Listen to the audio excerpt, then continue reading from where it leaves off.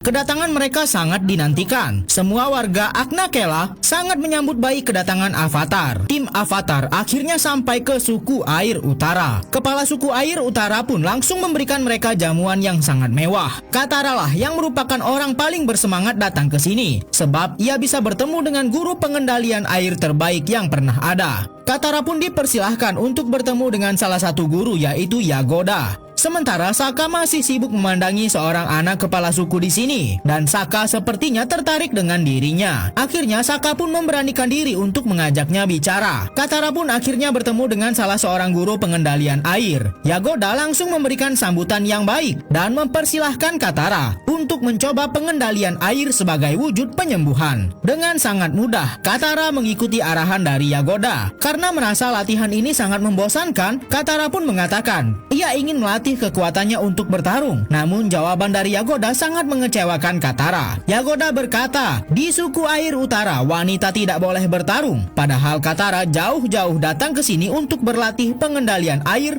dengan para guru yang hebat. Hanya para pria yang boleh berlatih untuk bertarung di barisan terdepan. Avatar pun bertemu dengan guru besar di sini dan kepala suku. Namun Avatar malah mengatakan kalau dirinya belum bisa mengendalikan elemen lain selain udara. Tentu saja itu sangat mengecewakan guru dan kepala suku. Avatar pun merasa gundah dan ia menemui putri suku air. Akhirnya Aang pun diantarkan ke kuil Avatar Kuruk yang merupakan avatar sebelumnya dari suku air. Aang harus bertemu dengan Kuruk dan meminta arahan dan pertolongan. Sebab Laksmana Zhao yang menjadi pemimpin armada dari negara api sudah mempersiapkan rencana penyerangan ke suku Air Utara. Sebab ia sudah mendapat informasi kalau Aang berada di sana. Negara api terus meningkatkan kekuatan mereka. Bahkan Raja Api terus memberikan lawan-lawan kuat sebagai bentuk latihan untuk putrinya Azula.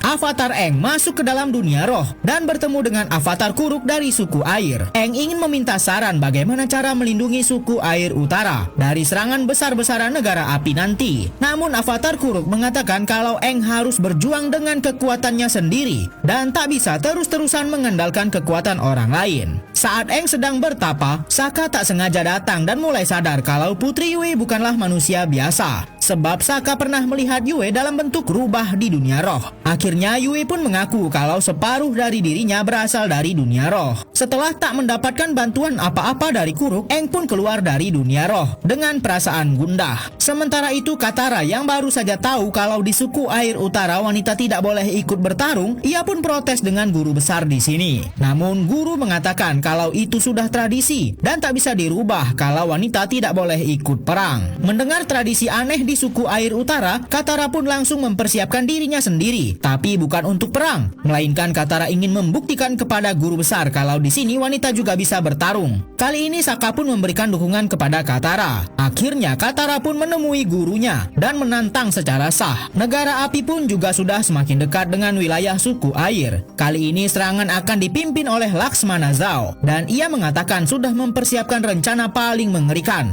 untuk menghancurkan suku Air Utara. Paman Airoh pun langsung memberitahukan kepada Zuko yang sedang menyamar untuk berhati-hati sebab rencana Zhao sangat mengerikan. Raja Api kini sudah benar-benar ingin menguasai dunia. Bahkan anaknya yang lain yaitu Azula terus-terusan dilatih oleh musuh yang cukup kuat. Namun kini Azula sudah mulai muak dan membuat Raja Api marah. Azula ingin membuktikan kalau kekuatannya bisa membawa hal lebih besar ke negara api. Guru besar pengendalian air ditantang oleh Katara untuk bertarung. Katara sangat kesal karena di suku Air Utara wanita tidak boleh ikut berperang, sehingga ia ingin membuktikan kalau wanita juga punya kekuatan pengendalian air yang tak kalah hebatnya dengan para laki-laki. Katara tak segan-segan untuk mengeluarkan semua kekuatannya, begitu juga dengan guru Paku. Katara pun sampai berlutut dibuatnya. Paku mengira hanya itu kemampuan Katara. Namun tentu saja Katara tidak akan menyerah dan malah terus menyerang Paku dengan kekuatan baru miliknya. Serangan Paku dengan mudah ia kembalikan dan dijadikan es di tanah untuk menyerang ke arah guru Paku. Kekuatan cakram es milik Katara pun sedikit menyulitkan Paku. Paku sadar kalau Katara bukan pengendali air biasa, maka ia pun langsung mengeluarkan kekuatan kurungan es miliknya sampai membuat Katara tidak bisa bergerak sama sekali. kembali. Barulah setelahnya Paku menghentikan pertarungan ini dan mengakui kalau Katara adalah pengendali air yang hebat. Semua pemuda di suku air utara pun tampak sangat terkesan dengan kemampuan Katara. Namun di saat seperti ini, Aang sempat-sempatnya mengatakan kalau Avatar sebelumnya mengatakan kalau Aang harus berjuang sendiri. Namun Katara dan Sokka tentu saja akan terus membantu Aang. Tepat saat ini, abu berterbangan di sana menjadi tanda kalau negara api sudah sangat dekat dengan wilayah suku air utara. Avatar bersama Katara dan Sokka pun langsung melakukan serangan ke kapal terdepan dari negara api. Kerjasama antara Aang dan Katara benar-benar merepotkan semua prajurit negara api, dan Sokka bertugas untuk menghancurkan pusat pengendalian kapal tersebut. Katara dan Aang benar-benar berjuang untuk melindungi suku air utara. Kekuatan mereka sudah semakin meningkat dan dengan mudah saja mereka mengalahkan semua pasukan dari negara api. Setelah kapal pertama mereka hancurkan, mereka pun ingin melihat ada berapa kapal lagi yang menyerang. Namun ternyata ada ratusan kapal yang mengarah ke suku air utara. Negara api mulai menyerang kawasan suku air utara. Avatar bersama para pengendali air lainnya berusaha mempertahankan benteng mereka.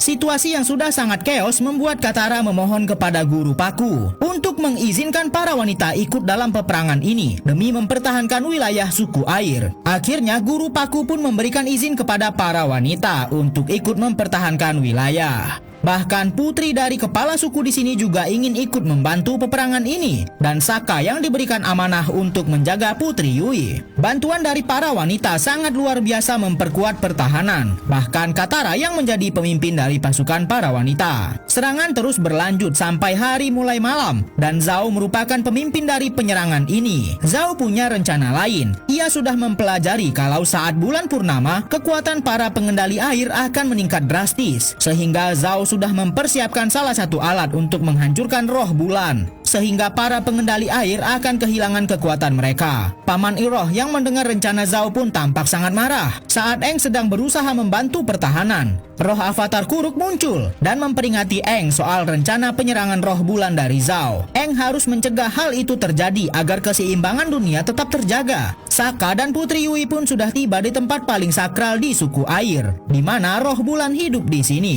Mereka pun mulai sadar akan kedatangan Zhao dan prajurit negara api yang berniat ingin memusnahkan roh bulan. Avatar pun juga sudah tiba di sini untuk mencegah niat mengerikan dari Zhao. Kini Zhao pun sudah menemukan simbol dari roh bulan dan akan segera memusnahkannya. Paman Iroh benar-benar tak setuju dengan rencana Zhao. Namun Zhao mengabaikannya begitu saja, dan ia mengeluarkan simbol roh bulan dari air suci. Kini bulan pun sudah mulai kehilangan kehidupannya secara perlahan, dan semua pengendali air di sini tampak sangat ketakutan. Avatar pun menunjukkan dirinya dan meminta Zhao untuk berhenti. Walaupun Aang sudah akan menyerahkan diri, namun Zhao tidak peduli, sebab tekadnya untuk menghancurkan keseimbangan dunia sudah bulat. Paman Iroh pun secara diam-diam menyerang Zhao, dan saat simbol roh bulan terjatuh, Aang akan mengembalikannya ke air suci. Namun Zhao malah benar-benar memusnahkan simbol roh bulan secara langsung. Tindakan Zhao membuat bulan kehilangan cahaya dan kehidupannya. Lalu para pengendali air kehilangan kekuatan mereka. Kini negara api pun dengan mudah menerobos masuk ke dalam wilayah suku air utara. Avatar harus menyerahkan jiwanya kepada roh samudra. Avatar terpaksa melakukan ini semua sebab kini keseimbangan dunia sudah musnah karena perbuatan negara api. Roh bulan dimusnahkan oleh Zhao, sehingga semua pengendali air kehilangan kekuatan mereka. Dengan begitu, pasukan negara api bisa dengan mudah menerobos masuk dan memporak-porandakan wilayah suku air. Katara pun juga sudah berjuang menjalankan tugasnya untuk menghentikan Zuko demi melindungi Avatar. Namun dengan hilangnya roh bulan, Katara juga kehilangan kekuatan pengendalian air miliknya. Serangan negara api kali ini benar-benar sangat kejam, sehingga Avatar harus melakukan sesuatu. Bahkan Paman Iroh dari negara api pun tak senang dengan perbuatan Zhao yang menghancurkan keseimbangan dunia. Maka dari itu, setelah mendapat wejangan dari Avatar-Avatar sebelumnya, Aang pun mengambil keputusan sangat besar. Aang menyerahkan jiwanya kepada roh samudra agar roh samudra bisa bangkit dan menggunakan kekuatan Avatar untuk mengusir mundur semua pasukan negara api. Dan Aang mulai kehilangan kendali atas tubuhnya. Roh samudra yang agung pun bangkit dan membuat semua orang ketakutan. Putri Yui pun menjelaskan kalau Aang sudah tak akan pernah bisa kembali dan Avatar sudah musnah. Zuko pun bingung dengan apa yang sedang terjadi, dan Paman Iroh pun pun sangat senang melihat Zuko masih selamat. Paman Iroh menjelaskan kalau kini avatar yang ia kejar-kejar selama ini sudah tidak ada lagi, sehingga mereka harus segera pergi dari sini secepatnya. Semua orang dari suku air pun benar-benar tunduk dengan roh samudra yang mengamuk, karena pasangannya yaitu roh bulan sudah dimusnahkan oleh Zhao dari negara api. Saat Zuko dan Iroh akan pergi dari sini, mereka bertemu dengan Zhao. Zuko benar-benar sangat marah dengan Zhao, sebab semua kekacauan ini adalah ulahnya. Namun bukannya sadar kalau dirinya salah, Zhao malah makin ngeselin dan terus nyerang Zuko. Bahkan, Zhao mengatakan kalau Zuko hanyalah bocah mainan Raja Api. Zhao mengatakan kalau sebenarnya Raja Api hanya ingin memanfaatkan Zuko untuk memotivasi putrinya Azula, yang ternyata selama ini menjadi cepu bagi Zhao. Ternyata Azula yang sudah membujuk Raja Api agar memberikan segalanya kepada Zhao. Mendengar itu, Zuko sangat marah sekali dan akan menghabisi Zhao. Namun Zhao masih bisa menghindar, dan saat ia akan menyerang Zuko, untung saja Paman Iroh berhasil mencegahnya, dan kini Zhao pun lenyap di tangan Paman Iroh.